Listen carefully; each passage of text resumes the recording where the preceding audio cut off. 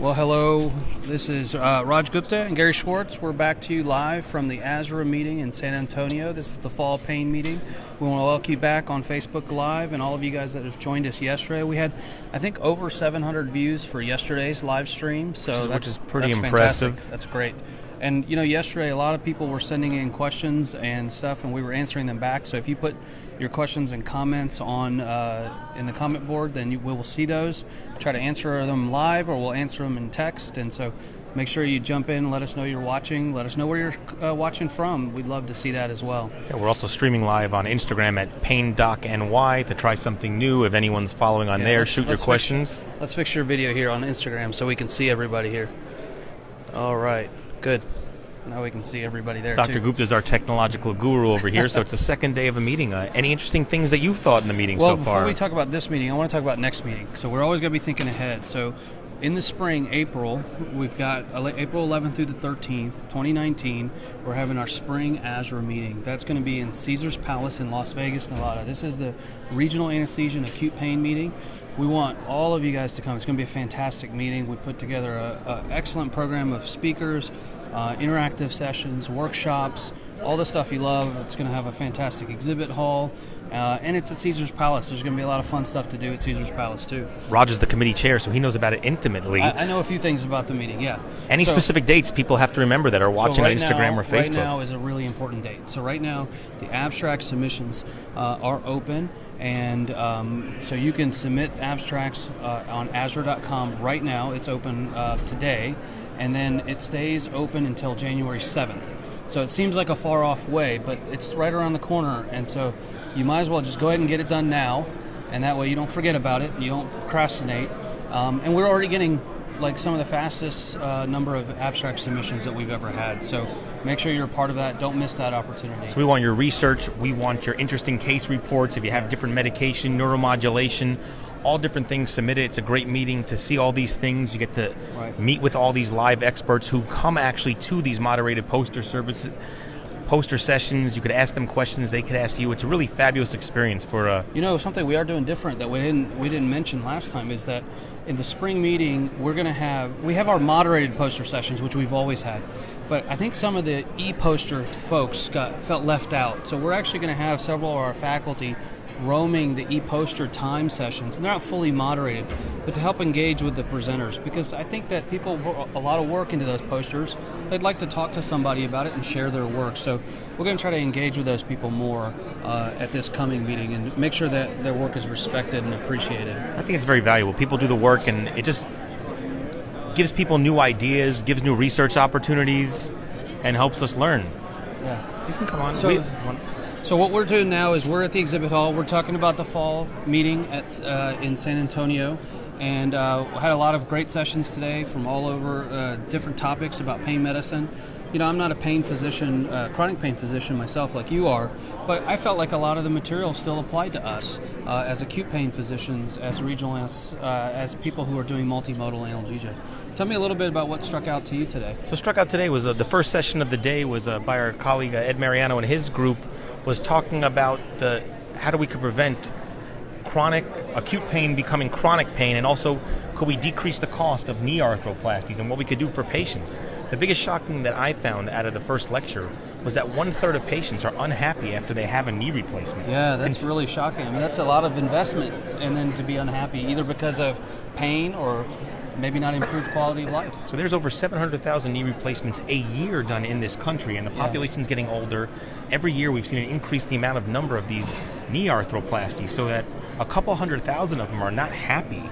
Right. Is a huge number. Also, 40% of these people had chronic pain after the surgery at 6 months, and 11% had new neuropathic pain. Yeah, that's really distressing, because now you're introducing something that they didn't even have in the first place. So the questions that kept coming to my mind were, is there a variation in how the surgeries are performed, both the surgical aspects technically, but also the perioperative management of their physical therapy, their pain management, expectation management? Is that the difference? Or is there a difference in patient selection? Are we choosing patients to succeed in certain situations, but patients that maybe shouldn't have had surgery at all?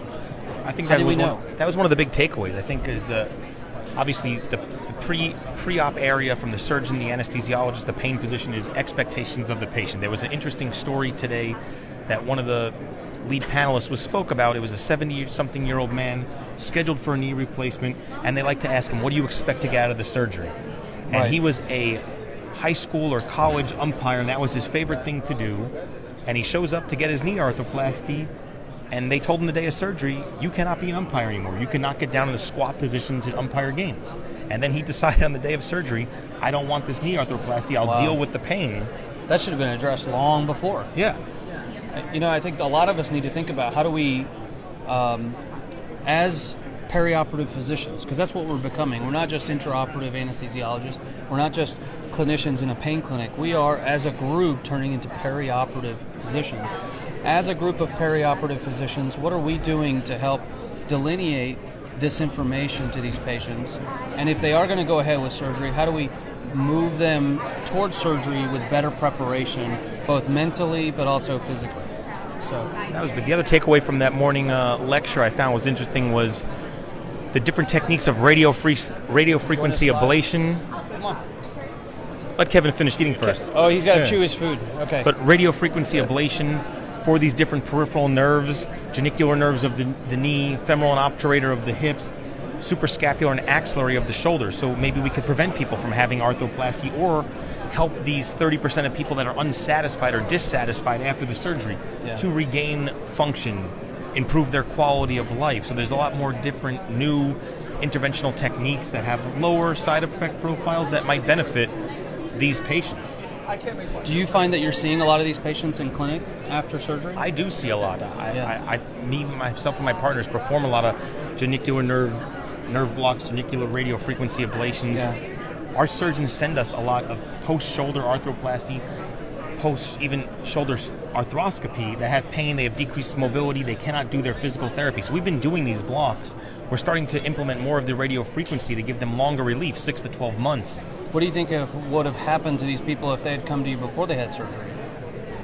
Well, maybe could you have done the same blocks. Maybe we could have done the blocks before. It might not have prevented the surgery, but maybe could have prehab them to get more range of motion, more quality of life. Maybe some people would have prevented to have the surgical procedure in the first place, which we want function. I think zero pain is a lofty goal. It would be great, but I don't think everyone's going to get zero pain. Right. But if you could have it controlled and be able to function, I think that is the most important thing.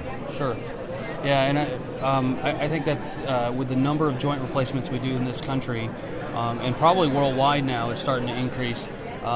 We do have to consider what is the best way to handle these patients.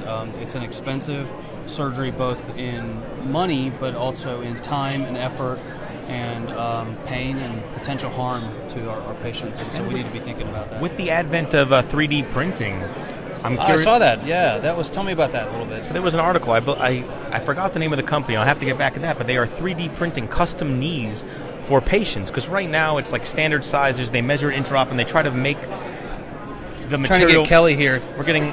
So, how are you, Kelly? You. Good. Good to see you. Good to see you. So, Kelly, go here. Hi, everyone.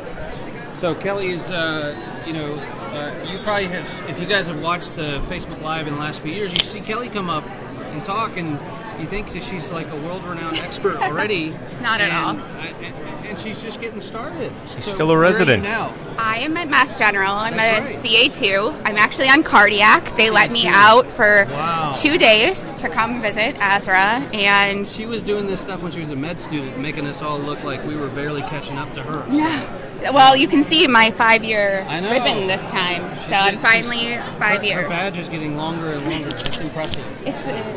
I didn't put cowgirl on it, though. They had that as an option. I felt like that requires different criteria that I have not met. Well, maybe. We'll see. So we were just talking about knee replacements, and there was a lot of conversation about chronic pain development after knee replacements and stuff. But certainly, you've been doing some other stuff during the meeting.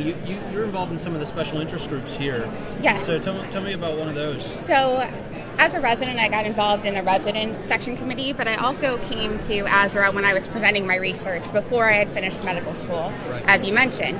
And then I went back to medical school and realized that we don't have great pain education across the board.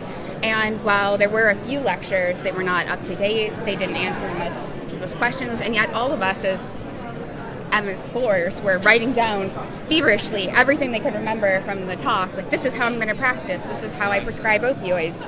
And I think there's been a lot of change in that over the years with the problems with opioids becoming more popular and, more aware in the public. But what I wanted to do was create something that would help normalize or build a curriculum for pain for medical students and residents that aren't necessarily going into anesthesia.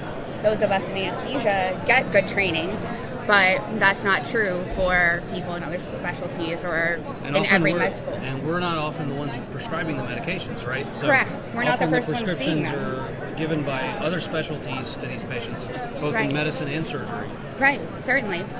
I don't know what your experiences were in med school with pain training. Oh, we had our 2-hour lecture, so barely any. Now that it's become like this opiate epidemic, crisis, however you want to look at it, the pendulum swinging back the other way. I think people are more aware of it.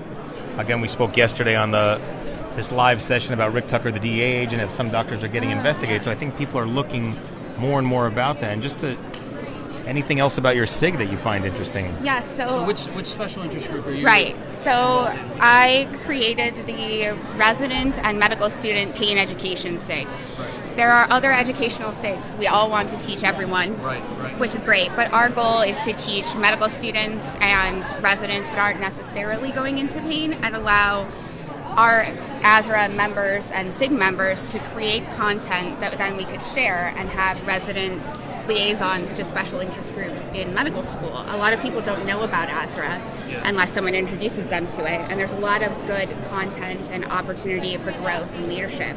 So our group is trying to do that. Meeting?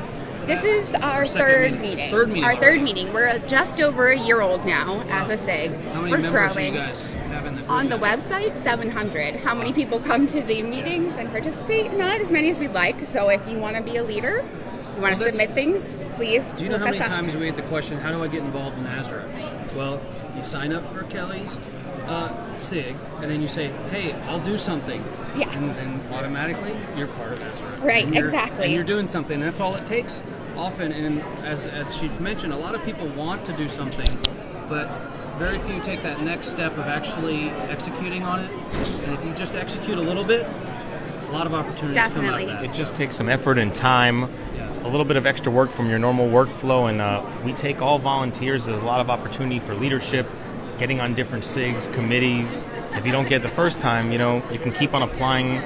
We accept all volunteers. It's all to further the education and research of pain management. I think that's what we're looking for. Definitely. I'm going to grab Heather here, too, because she's on the same thing, but from the nurse practitioner side. That'd be great. Okay. Any interesting lectures that you saw today, Kelly, that you want to talk about? So I was creeping on the ketamine talk. I was actually in a neighboring talk, but I was loving the tweets coming out of ASRA to learn more about ketamine. All right, we have Heather Jackson over here from Vanderbilt. Heather's from my neck of the woods in Nashville, Tennessee at Vanderbilt. She's a nurse practitioner with our pain clinic, and she has been really motivated and energetic about getting a more prominent role with the nurse practitioners in ASRA.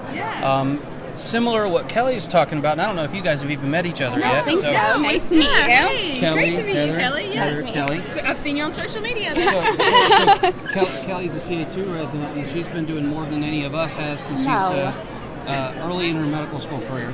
And so she started the resident and medical student special interest group, which is, in my mind, very parallel to what you've been talking about with the nurse practitioner special interest group and the PA special interest group, which is there are a group of people who both need education and want to contribute education and contribute material to this community, and we're trying to make sure that we're involving everybody that's active in this group to make sure that we're getting everybody's voices heard. Yes. So tell me a little bit about your nurse practitioner and PA SIG that you guys...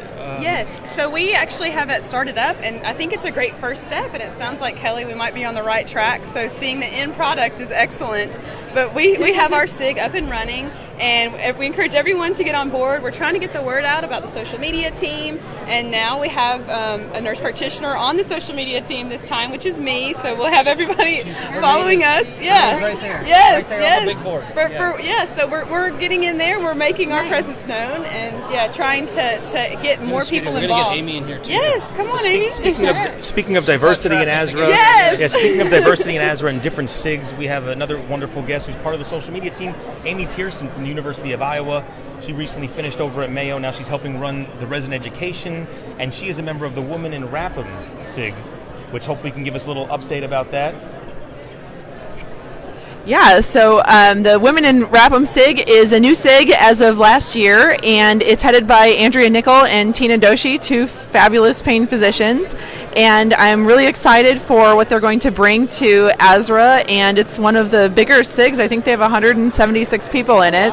And I'm the next president of Women in Anesthesiology, so we are going to all work together and really bring Women in Rapum up and coming. So.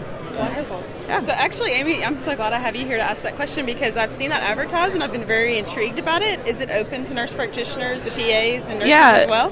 Right now we're pretty much sticking with women in anesthesiology just to help with issues specific to anesthesiology. Okay.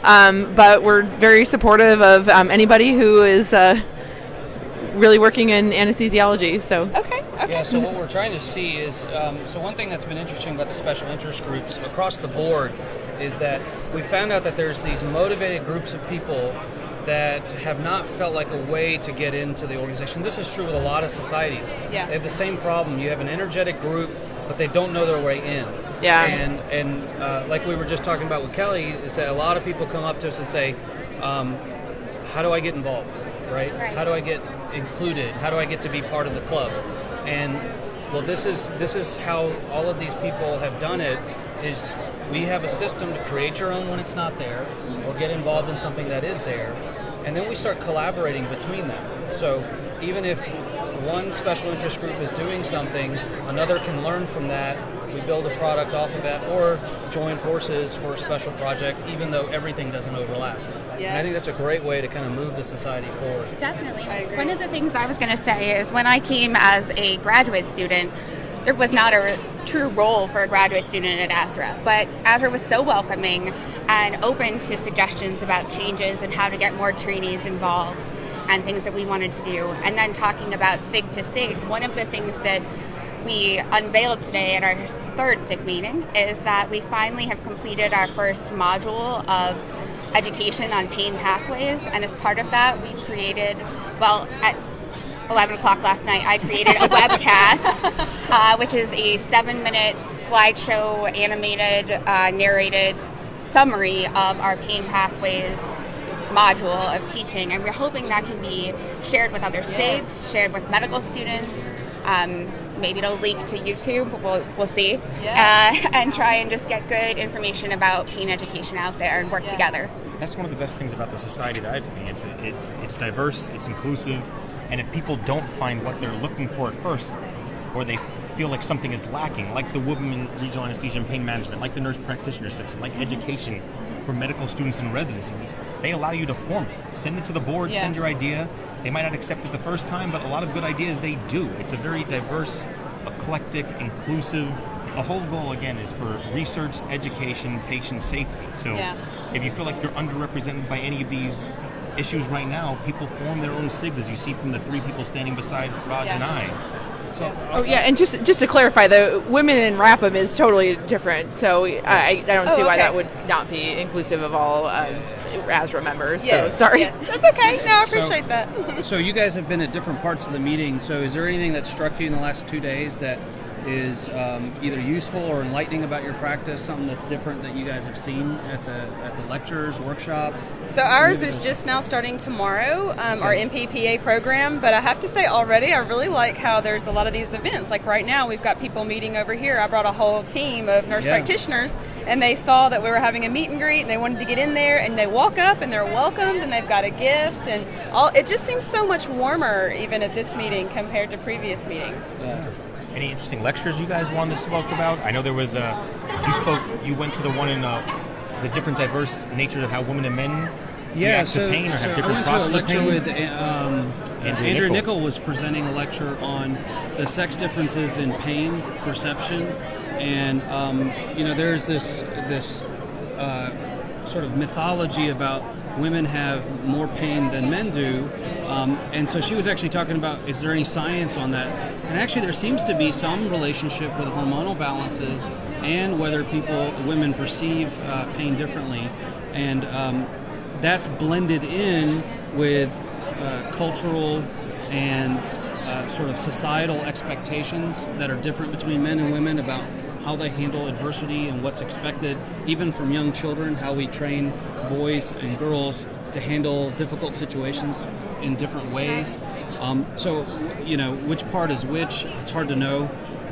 The most fascinating one, she said there's one paper she found where they were giving a case report of a transgender woman who became a man, and after receiving testosterone therapy, his chronic pain became much less. Oh, wow. And I mean, that's one situation. Hard to know what that means. From the testosterone, or possibly because now they feel more comfortable in their new role? Yeah, I don't know. Psychologically. I don't know, but they presumably, I don't know how they were raised, right? So I don't know if that's a societal change, if that's the way they were raised, if that's a hormonal change, but there is something fascinating about the variation that people experience. And what was, I thought, most interesting about that was, until we figure that out, we don't understand why men and women are treated differently in the medical system, and a one-size-fits-all treatment for all patients is not going to be appropriate. Right. And so, the implicit bias, that was another fascinating slide she had, where they actually did these virtual humans. They send them to different practitioners, like a virtual case report, but it had a visual of the person, and it would be a white man or a black man and a white woman and a black woman, and then they each had a case to go with them, the description, and they asked what would they prescribe, how would they handle them, all that kind of stuff.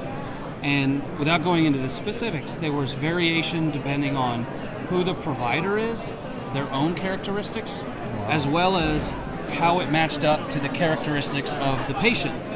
So, like, women treated women differently than they treated men, and men treated women differently than they treated men. And then there was a little bit of difference with race, but not as much. And then there was a bigger difference. There was also a difference between younger practitioners and older practitioners, too, in how they treated the same. I mean, there was a lot of little permutations and combinations. But I found it fascinating that, I mean, we've got to dig into ourselves, look into ourselves, and kind of see some of these differences and biases that we have. Yeah, because theoretically, everyone with the same case report should be treated the same. But they're not.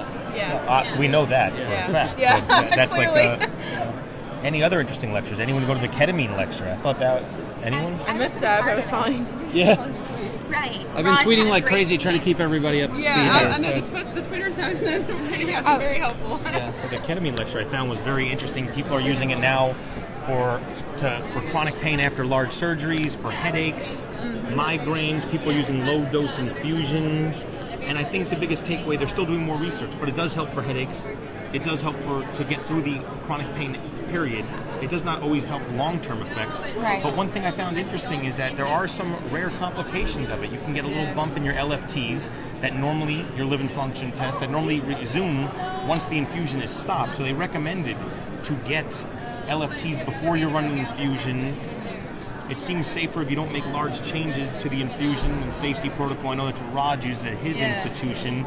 And the other thing that we've seen in my institution, I believe Max, who's the chair of this meeting, mentioned 1 to 5% of patients is people who abuse ketamine on the outside, not so much from the infusion by a medical practitioner, could present with hematuria or what they call a ketamine cystitis that may necessitate surgery. So I thought that was pretty interesting. I certainly didn't know about that before. We've started I seeing went it. to the lecture. We have a small subset of population who abuses it, and they came in. We started seeing our first 2 cases over the past couple of months. It does resolve. It's something that we didn't see beforehand. As ketamine is coming, it's an older drug. It's cheap. It's readily available. They import it from China, I believe, and it can come in high concentration. So we might be seeing that more. But there's a lot of new utilizations for it. I don't know what you guys think about this. One thing that really struck me about the ketamine lecture was the fact that oftentimes we see that clinicians are worried about giving ketamine to people who have a history of psychiatric conditions or a history of addiction or questionable opioid-seeking behavior, because there's a concern that with this psychoactive drug that they'll either have a bad experience, like a PTSD flashback, or that they'll have a craving for it after the fact. And I think that some of the more recent data has shown that this is actually a population that benefits from ketamine. And while that may not be the intention during the hospital stay where we're using it to treat acute pain post-operatively or even in the ORs to try and do more multimodal, it certainly doesn't appear that it's harming this population or that they're an increased risk of those things. Anecdotally, that's true, but it was nice to see it in the One data. thing that was very obvious is dose matters. So different dosing strategies affect a lot of these side effects quite a bit. Really low doses, you probably don't see much of anything. Short durations, you probably don't see much of anything. But you increase the dose, you increase the duration. And some of these therapeutic regimens do require an escalating dose, boluses, and that's when you start seeing some of these side effects. We got another person I just to want to introduce change roles over here. So ASRA started a new thing at this meeting, is we have a mentor and mentee. So Sean is my mentee. It's his first meeting. He is an anesthesia resident who's a CA1, a CA1 from the University of Washington, Seattle. He worked hard in the OR yesterday, took the red eye out today. So we want to see, Sean, why'd you pick ASRA? Why you remember? Why'd you decide to attend your first meeting? Well, I'm pretty early on. I'm just a CA1, so I haven't got a ton of exposure to a ton of anesthesia and pain and all the subspecialties. But I really love my pain rotation at UW. It's a really well set up rotation, and I'm not going to have a lot more pain experience until I'm a CA3, I think. So I kind of want to come to these meetings and get involved and learn more. I presented. So what did you present about? That's what we want to hear about. Yeah, so I talked about perioperative Suboxone use, just because it's kind of it's a subject in flux, because traditionally a lot of providers have been very hesitant to continue Suboxone in the perioperative period because Suboxone, again, is buprenorphine used for medically assisted treatment of opiate use disorder or different drug disorder. So we're seeing it more and more with this opiate crisis. So tell us about your poster presentation. Yeah, so in the past, people have kind of decided to wean patients off in the week to 5 days before surgery, give them short-acting pain relief for acute and breakthrough pain, and then transition them back to buprenorphine naloxone afterwards, after the surgery. Our patient, unfortunately, did not wean off of the Suboxone like he was kind of advised to. He also didn't wean off of his Plavix, so we couldn't give him any neuraxial analgesia for a cystectomy. What do you do? So we just continued the Suboxone, and he had really great pain results. He actually refused all breakthrough additional pain medication like fentanyl, PCA, or anything, and he did well. I kind of reviewed a lot of the literature. There's not really a consensus, but it seems like some of the receptor occupancy literature has talked about 12 milligrams of buprenorphine or less. Mm-hmm. You can kind of feel good about continuing that and giving an additional breakthrough. That's great. So have you guys seen a lot of, Raj or Amy, have you guys seen a lot of Suboxone in your practice, or Nabil? We'll wait and see.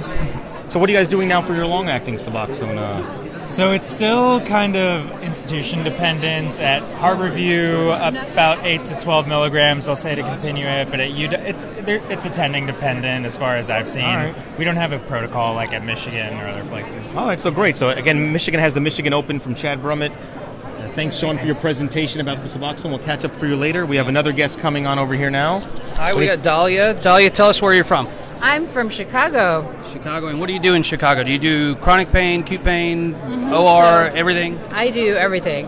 I do acute chronic pain and anesthesia and OB. That's a little bit of everything. Yep. Very good. So, do you have a clone? Sorry, I didn't hear anything. Do you have a clone? How do you do all that? I have a clone, yeah. Hands and feet and just run around everywhere. Yeah. Okay. So tell us a little bit. You've been at this meeting. You've gone to some of the sessions. Have you done workshops too? Mm-hmm. Or what workshop did you go to? Did a couple of workshops. We had our ultrasound workshop for chronic pain, musculoskeletal. We also today had one for ultrasound and radiofrequency and cooled ablation. Okay. Mm-hmm. Tell me a little bit about. So I am not a chronic pain physician, so I don't know much of that crazy stuff that you guys do in chronic pain, but radiofrequency ablation I know about. This cooled ablation stuff is a little bit newer and is seeming to catch on some traction. And there's even discussion about using something very similar in acute pain as well. Tell me a little bit about the cooled ablation. What were you guys doing with that? Where do you use that in the body? How does that work? It's almost kind of the same concept as radiofrequency ablation. It's just different thermal degrees. Okay. The whole idea is to do a temporary interruption and nerve transmission to provide a little bit more permanent relief. Okay. So which one is a longer duration, the cooled or the radiofrequency? So, to my knowledge, there aren't randomized controlled trials kind of comparing cooled versus conventional RF. In general, when we talk to patients, we can tell them it can be anywhere from 3 months to 6 months, where hopefully they'll get a little bit more prolonged relief. And is this something that you would repeat multiple times? Again, it's practitioner dependent, but yes, patients can have radiofrequency ablation repeated, maybe on an annual basis. Same thing with the cooled? Same thing with the cooled. Okay. So in the workshop, what were you teaching people? Which parts of the body? What I was nerves were you actually doing more of the intercostal. Intercostal. Okay. Intercostal so this blocks is like and post-thoracotomy radiofrequency. pain and rib fracture pain. Even post-mastectomy pain, patients Okay. that are presenting with intercostal Got neuralgia, it. patients with like a Zuster's outbreak, Oh, and right. have hepatic zoster pain. Okay. Multiple indications. And these are done under fluoro, correct? No, they can be done on ultrasound. Oh, That yeah, was you the said you were doing an workshop today. ultrasound workshop. Okay. Very cool. And what do you think about the lectures? Have you been to any of They've the sessions? been amazing, yeah. They've been some Everybody- really yeah. good ones. So what Very do you, good, a lot of audience anything interaction. surprising? Surprising? Not necessarily. Okay. Yeah. So do you do a lot of, I know we were talking earlier about ketamine. Do you guys do a lot of ketamine in your practice there in Chicago? Yes, yes. So in what And way do you lidocaine guys, infusions. and where do you guys use the ketamine? So we're using it on the acute side and the chronic side.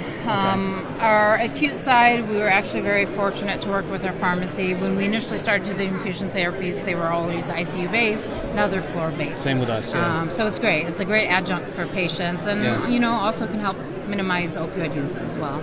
And chronic, we do so the you're, infusion for the therapies acute as pain, well. you're doing it, what, 1 or 2 days or something like that? So it's very variable. It can be anywhere from 24 up to 72 hours. There's some Okay. patients that we have even on prolonged. As long as they're benefiting from it, we kind of adjust according to the patient and their discharge planning. Now, for chronic pain, are you guys using it for headache, for depression, for something else? Mainly neuropathic. Neuropathic pain? Any type of neuropathic, central sensitization type pain. Those are the ones that respond best to And you're it. doing it as an outpatient? Outpatient. Again, it usually runs as a half-hour infusion, but of course the before and after part and the monitoring makes it end up about a 1 hour process. Do you feel like it provides a lasting relief, or is it kind of just a break for them? No, again, every patient is variable. Some patients have prolonged response, and what I mean by prolonged response is they can have 3 to 4 weeks. Okay. A lot of our infusion-based therapies are done every 6 to 8 weeks. Okay, all right. So, come on in, come on in. All right, we got some more. Come on. Some more. Hi. Thank you so much. All right, thanks. Bye-bye, Thanks, Talia. Facebook. Yeah. Come on in, guys. Come on. So stand over here. We'll do quick introductions so you guys can say who you are. Okay. So tell me your name. Tell me where you're from. Sure. So my name is Vishal Varshni. I'm a pain fellow in Calgary, Canada. Excellent. Yeah, first time here. Yeah, I'm Santosh Kodgi. I'm from Washington, D.C., practicing pain, PMNR graduate. Yeah. And how long have you been practicing pain? Almost 13 years. 13 years. Yeah. And you're solely pain? Yeah, solely pain. No acute pain or anything like that? And this is Gary. I don't know if you guys have met Gary Schwartz before. He does pain up in New York. Yeah. Nice meeting you. Active on social media. So we've got the perspective of a first-time visitor. Have you been to ASRA meetings before? Yes, I've been for the last 4 years. And then, and you're a pain fellow. So tell me a little bit about what you thought about the meeting. Have you been to workshops, to lectures? What did you? What struck you? Trying to get the most out of it. So far, I went to the abdominal and pelvic procedures workshop.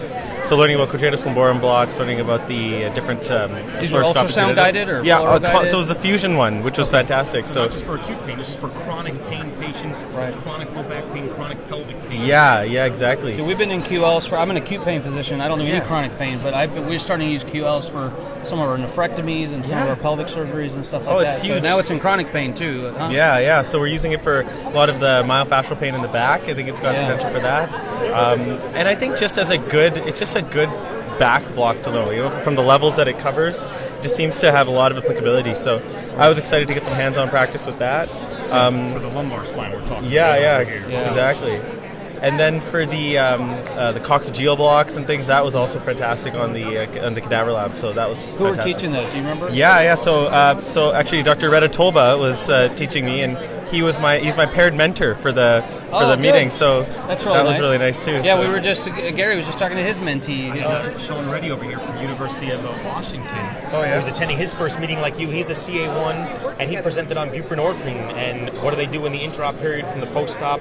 That's the session I'm going to right now. So Yeah, we're going after our good friend Carlos Pino from the University of Vermont, I think, is leading that session. But you're seeing more buprenorphine, also called Suboxone in the literature, is not only people are taking the sublingual tab, people have implantable device, they're taking it long-acting. So in the past, you were just able to stop it. Like, if they're coming with an implantable buprenorphine, you might not be able to stop it, so you have to learn how to treat it. Santosh, anything you've find good from the meeting so far? So, like him, I have also gone for a few of the fusion, thoracic and lumbar, cooled RF. Also, some of the cervical branches today, medial branch block, facet branch blocks. And also, I'm just getting even though I do that, sometimes it's just better to get a second, look at, see how people do the same thing in a different way. So I like to get that. And also, buprenorphine is one of the things I want to get a little bit more information. So I'm going for that for the next session. So do you guys see a lot of patients with buprenorphine? We do have I would say about 5 to 10% of them are already on buprenorphine. Wow. And then you're in Calgary, so Canada is a little bit different with its medical process, but also seeing a lot of buprenorphine in their patients? Yeah, as a matter of fact, for opioid use disorder, we're putting a lot of patients... Oh, sorry. Yeah, for opioid use disorder, we're putting a lot of patients on Suboxone. And ultimately, these patients will come to the OR for something. And so I know. I'm on that end of it. Exactly. Yeah. So perioperative management, because I'm an anesthesiologist now doing the pain fellowship. And so this perioperative management of buprenorphine has been such a hot topic these days as to what we actually do for it and how we go about doing it. Oh, so we were just talking about Carlos, and he appears like magic, right? It was like ringing in your ears. This is Carlos Pino. Buprenorphine. He heard us. Scoot over this way a little bit. Director of Pain, I believe, from the University of Vermont. He is actually going to be moderating the next session on buprenorphine and pain. So let's hear a couple of words on that. So, Carlos, specifically, the question I have for you is this, okay? I'm in the operating room, and I've got, we see a lot of trauma, car accidents, and stuff like that. Right. And I get a patient that comes in who's got an implantable, or a depot buprenorphine formulation on board. What do I do with them? Well, that's a great question. Nobody really knows exactly what to do with them. Yeah. That's one of the topics we're going to be discussing today at the interactive session. But, we all have our own little preferences, right? Some people like to discontinue them. But in a trauma, somebody that comes in that's not elective, that's hard to do. So your only option is to manage it with multimodal analgesia, regional anesthesia, obviously. I mean, you can't stop it. You can't stop it, right? And then it doesn't make any sense to stop it at that point. Yeah. It takes 72 hours for it to clear the system. Yeah. Right. So you have to overcome it by the use of just stronger mu agonists, basically, right? Unfortunately, buprenorphine is a very, very strong mu agonist. It's got a huge affinity. I think I shared a slide from one of the other lectures where they were talking about buprenorphine. I think it was yesterday, where it shows that buprenorphine is both potent at displacing mu agonists, but it's also so heavily bound that it doesn't want to leave. It's not displaced. So it's good for that purpose, but it's a pain in the butt when you got to deal with it later. Absolutely. I was talking to Gene Viscusi, who's our president-elect for ASRA. He's going to be assuming the presidency in April, and he told me that he actually takes patients who are on buprenorphine and uses buprenorphine as their analgesic when they're coming in for an acute event. So he gives them additional buprenorphine. And I can't speak to his dosing strategy on that, and he would have to talk about it. But we have access to that with our patches, so we have buprenorphine patches, the various doses that we. I think he gives plain buprenorphine, so Subutex tablets, and titrates that as part of his acute pain strategy, and this is for elective patients, so not just the ones that come in unexpectedly. He tells them, don't get off, I'm going to give you additional as acute pain, and then use multimodals on top of that. That's not a bad strategy, because the big ethical problem is that these people that are on Suboxone, particularly, so buprenorphine and naloxone, they've been battling with addiction, so by the time they have treatment, they've been struggling with this for years. So to take him off that medication for an elective surgery that may be one night of pain, put them on their drug of choice, and then try to Take them off basically again. leave them alone and say, look, the primary care can take care of it. That's not really ethical. So have you, Santosh, have you had to deal with that where a surgeon said, hey, this guy's going to surgery, get him off of his buprenorphine, and then start him on opioids? Have you had to do that with some of your patients? Yeah, they do come sometimes, or as a trauma patients too. They call as a chronic pain consult. I do that.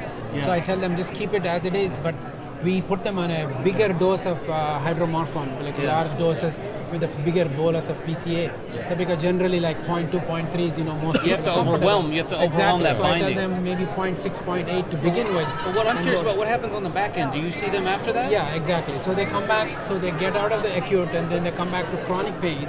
So then we can maybe continue the same Suboxone, whatever they're on. So you have to get them back off of it again. Yeah, and then exactly. Get them back. Yeah. How hard is that transition for them? It They is withdraw again, right?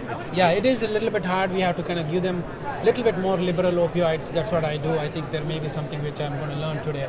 But that has been our... It's difficult once you get them back on opiates because then you have to let them go to cows too and withdraw again. And just like alcoholism or tobacco, if it's a drug addiction and they really have a problem and it's took them so long to get off it the first time, the second time when you're doing this, it's just as difficult or more so.